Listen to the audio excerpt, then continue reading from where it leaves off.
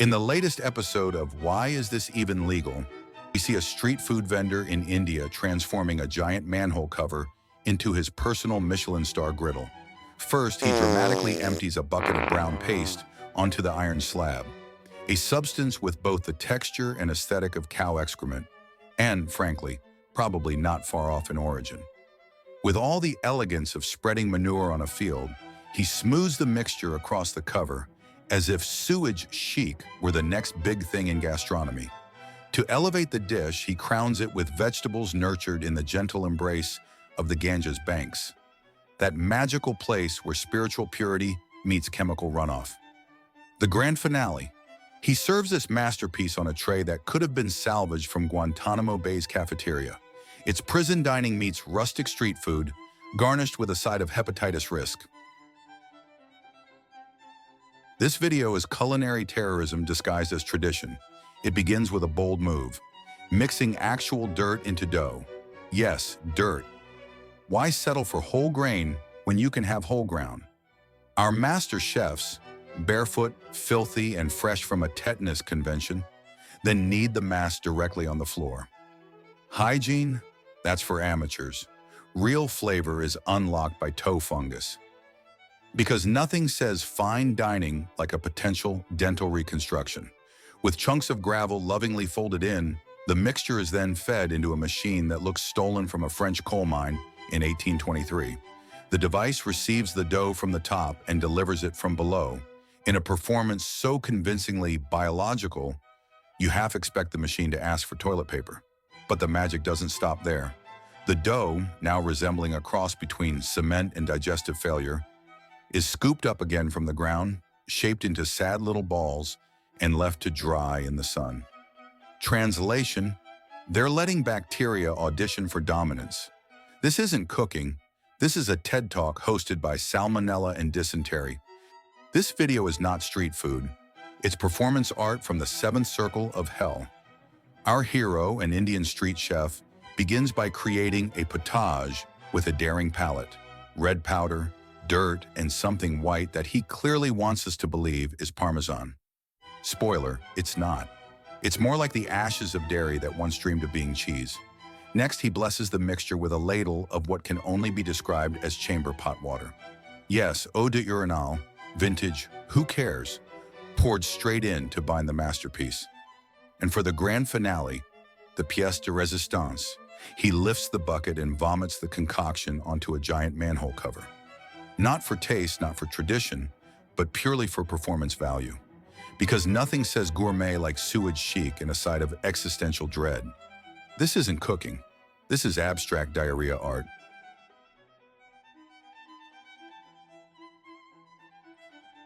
Ah, yes. The pinnacle of fine dining, a plastic bottle of dish soap, lovingly squeezed into cauldrons that look like props salvaged from Andariel's catacombs in Diablo 2.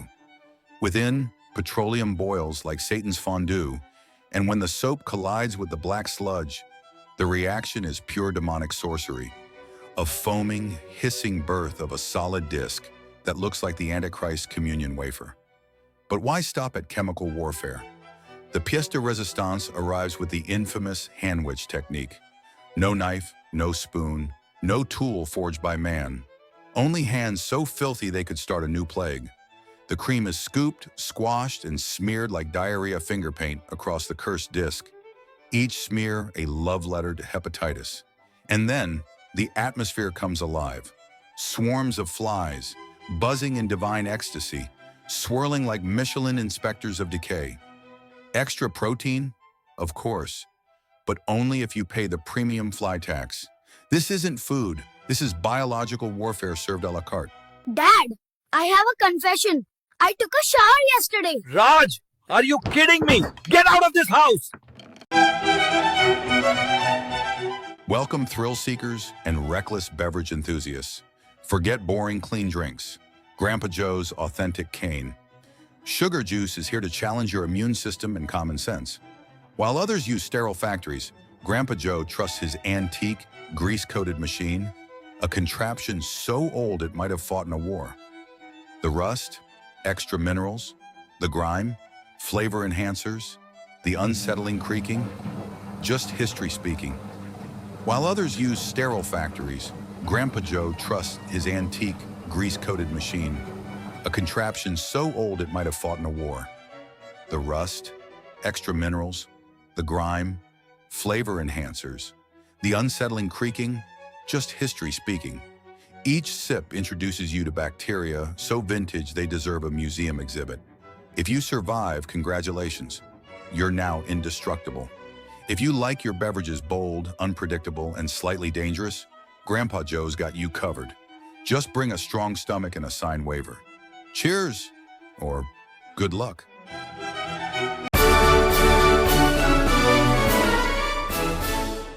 Ever wondered what happens when a man with the palate of a raccoon decides to reinvent French toast? Step 1. Soak the bread in a suspicious sludge of milk, eggs, and possibly motor oil. Step 2. Dump every questionable fridge leftover onto it. Pickles, gummy bears, mystery sauce, like a garbage truck in free fall. Then there's the pan, which looks like the one the woman from the Scream by Munch lost right before her breakdown. Twisted, charred, and radiating pure existential dread. The taste? Imagine licking a subway pole in July. To cleanse our mouths and traumatize taste buds, we now move on to a mysterious scramble. At first glance, it contains corn, or are those Grandpa's teeth? No one knows. No one asks. We just swallow and pray. Deep in the trenches of the Ganges fish market, we reach the final showdown. Behind a battlefield of unidentifiable seafood, the boss awaits, a man with the stare of a sleep-deprived demon, hacking away at what could be a barracuda or a river mutant that lost a bet. The concept of a cutting board has long been abandoned. Table, floor, and fish remains have fused into one unholy mass of scales and sorrow. The air is thick with the scent of regret. There are no winners here. You either buy the fish or become part of tomorrow's special. Somewhere between a barbershop and a crime scene, we find him, the barber chef, a man who has transcended the limits of both trades in the worst way possible. With one hand, he trims a customer's hair. With the other, he stirs a bubbling pot of chickpea stew, the two worlds merging in ways no God intended. Stray hairs float lazily in the broth like culinary confetti. Hygiene? A distant memory. The final act is the worst. He ladles out a steaming bowl, takes a proud slurp, and chews, slowly, deliberately. The customers watch in silent horror. The stew watches back. See you soon, buddies. Street food. The thrilling culinary roller coaster where flavor and food poisoning hold hands like star-crossed lovers. A place where health codes are but whispers in the wind, and cooking oil ages like fine wine. Enter today's culinary daredevil, a man who has clearly made a blood pact with chaos. His cooking station? A pan filled with an oil so ancient and overused, it has developed its own flavor profile. This isn't just reused grease, this is liquid archaeology. Every drop contains the essence of 1,000 meals, each more suspicious than the last. But why worry about such details when you can put on a show? With the grace of a man who has made exclusively bad life choices, our hero plunges his bare hands into the boiling grease. The result? Instant regret, but he's committed to the bit. Instead of screaming in agony like a normal person, he starts flailing and jerking around like a malfunctioning street performer, legs kicking, arms flapping, as if his soul is trying to escape his body. The crowd gasps. Is it a new dance move? A seizure? No, just third-degree burns disguised as showmanship. And just when you think it can't get any worse, he doubles down. Why stop at deep-fried hands when you can go for the full, crispy makeover? With a flourish that would make a circus acrobat jealous, he dips his hair into the bubbling abyss. That's right, his actual, human, once healthy hair. Whether this was a cooking technique, a budget-friendly hair treatment, or a desperate plea for attention, we may never know. But what we do know is that his scalp now smells like a bar counter at 3 a.m. Burnt alcohol, regret, and something vaguely resembling despair. On the bright side, he's just saved a fortune on hair gel. That crispy, grease-laden helmet of hair isn't moving for days. It has achieved the structural integrity of a medieval knight's helmet, impervious to wind, rain, and possibly even direct attacks. And what about the pancakes? Oh, don't worry about them. They've long since stopped being food. They are now blackened, fossilized discs of culinary failure. Inedible relics of a man's tragic devotion to the show must go on. So what have we learned today? That no amount of bravado can outmatch boiling oil. That dance moves cannot negate third-degree burns. And that if your hair ever smells like a deep fryer, it's time to rethink everything.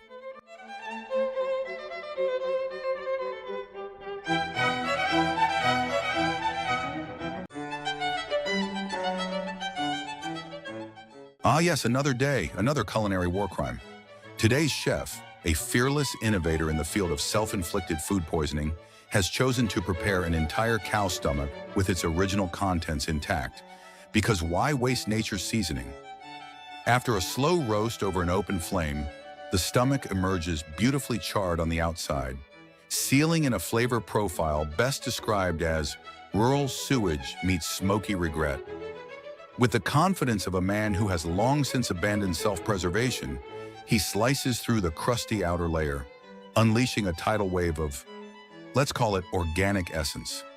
The interior is a rich mosaic of textures, gelatinous, fibrous, and questionably liquid, offering a full-spectrum mouthfeel that no sane person ever asked for.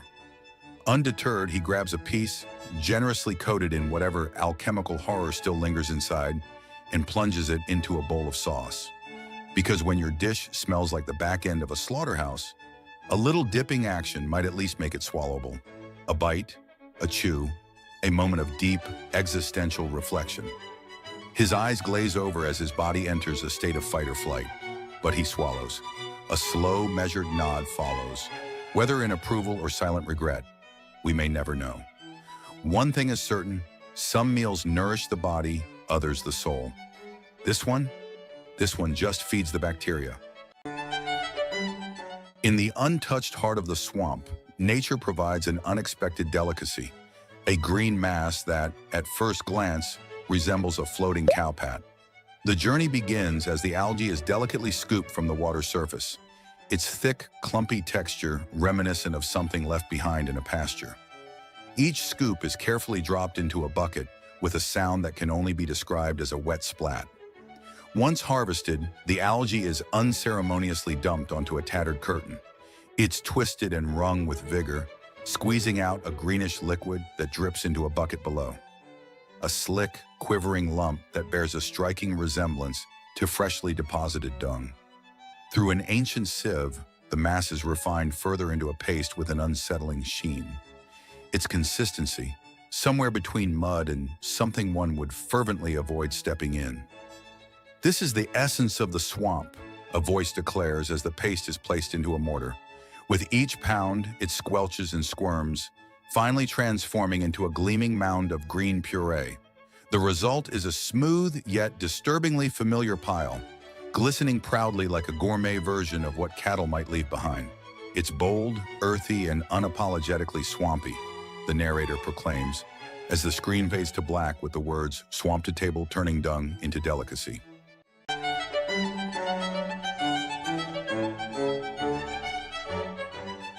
They say gastronomy is a journey, but our Uzbek friend's stew feels more like a kamikaze dive straight into the gates of hell.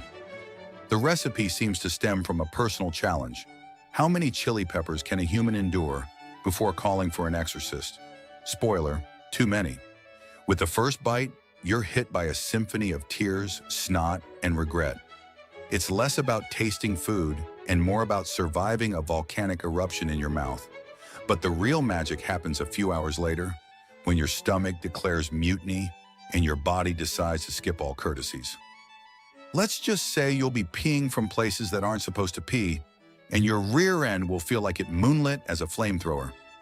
So hats off to this culinary masterpiece. It's not every day you eat something that turns your digestive system into an inferno and leaves you questioning all your life choices.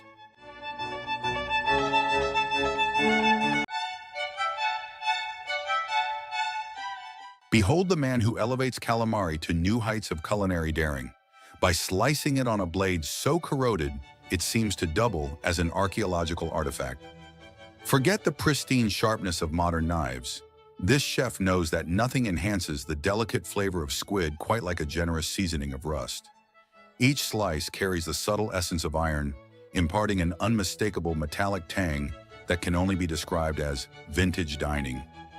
The knife itself, with its pitted surface and questionable structural integrity, gifts the dish with a texture that whispers, "Health inspections are for cowards."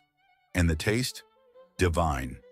The briny softness of fresh calamari is boldly complemented by the unique flavor of a handful of old pennies left in the rain. It's a complex profile, one that lingers on the palate and perhaps in the bloodstream, offering diners a side of iron supplementation they never knew they needed. This isn't just cooking, it's an adventure, a bold statement about humanity's resilience in the face of questionable sanitation, a true feast for the daring, and a silent prayer for the immune system. Bon appétit, if you dare. The art of omelet making has reached a new pinnacle, or perhaps a new low, with this buttery spectacle. Who needs eggs when you've got an entire pound of butter? That's 2 whole sticks plus some, for the uninitiated, stealing the spotlight. This isn't just cooking, it's a love letter to the dairy aisle. The pan doesn't simply sizzle, it transforms into a molten lake of fat, shimmering with enough grease to lube a small car. The eggs, cracked in almost as an afterthought, struggle to find their place amidst the chaos, floating aimlessly like survivors of a buttery shipwreck. By the time this omelet hits the plate, it's less a meal and more a full-scale assault on moderation. One bite, and you're swept into a tidal wave of richness, so intense it feels like your taste buds are being personally coated in a layer of butter. The ratio? Eggs, 10%. Butter, 90%. It's not so much an omelet as it is a dare, a culinary double-dog dare to see how much dairy your body can physically endure. In the end, it's not just food, it's a commitment to flavor, indulgence, and probably a cardiologist appointment. A buttery triumph for the brave of stomach and the bold of heart, literally. Yes. Welcome to another fascinating video of this distinguished gourmet's channel. Behold the culinary masterpiece of the Indian pinched empanadas, a dish so daring it feels like it was born in the depths of a mad scientist's lab. The experience begins with a close-up of a neon green broth, glowing with the unmistakable hue of nuclear waste. Rumor has it, this broth gets its special tone from the runoff of the Kudankulam nuclear power plant. It's not just food, it's a science experiment, daring you to gamble with superpowers or a complete gastrointestinal meltdown. The real show starts when the chef confidently plunges a hand, one that looks like it's been on a lifelong mission to avoid soap, straight into the broth. Is it seasoning? Is it sabotage? Who can say? What's clear is that this hand has been places, possibly exploring corners of the body best left private. Then come the empanadas, delicate pinched creations lovingly submerged into the toxic green lagoon. The pinch naturally is performed by the same unwashed hand, ensuring every diner gets their fair share of chef's essence. Each empanada is soaked to perfection, absorbing every glowing drop of the broth, along with who knows what microbial surprises. The result? A dish that transcends mere food, it's an adventure. A fearless dive into the realms of culinary daring, microbial roulette, and your nearest emergency room. With every bite, you'll savor the glowing warmth of the broth, the crunch of the empanada, and the subtle, unshakable hint of regret. This is not just a meal, it's a radioactive journey you'll never forget or recover from. The Indian crepe, an unparalleled culinary experience that bridges the gap between flavor and human essence. The preparation is an intimate dance, with the chef's arm delving deep, almost reverently, into the mix, ensuring every inch of batter is infused with their unmistakable mark. The secret ingredient? A touch of armpit artistry that no spice rack could ever replicate. The first bite is transformative, a sensory explosion that takes you straight to the bustling heat of Mumbai's most overcrowded tram. The air is thick, the body's pressed close, And the taste, oh, the taste. It's as if the essence of a long, humid day has been distilled into a single crepe. Each mouthful carries that unmistakable tang of underarm ambience, a flavor profile both bold and unforgettable.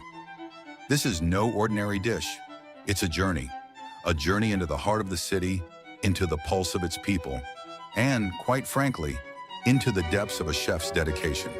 An unforgettable culinary adventure, though perhaps best experienced once, and only once.